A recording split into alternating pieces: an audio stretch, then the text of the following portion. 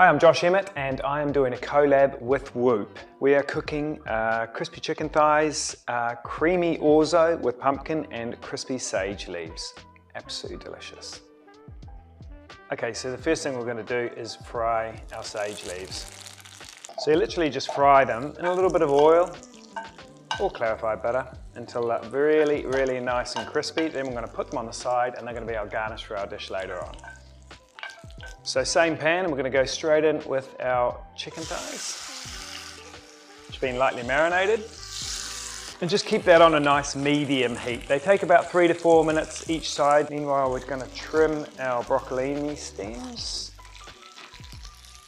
Take about 3 minutes in total, so we'll put them into the pan about halfway through the cooking process. Okay, so we're going to flip the chicken and add broccolini stems.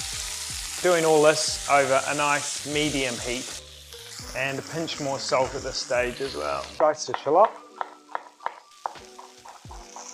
So I've just picked the thyme off their stalks and then run my knife through it, just give it a little chop.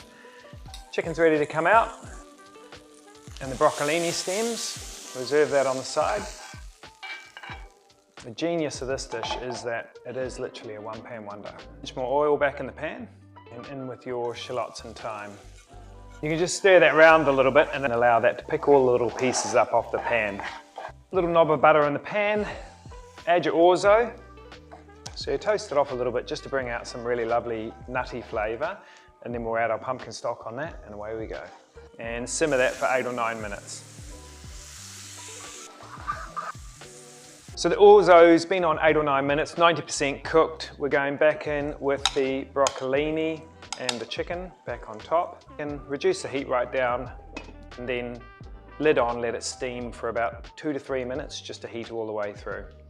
And we are good to go. So just loosen it off the base of the pan.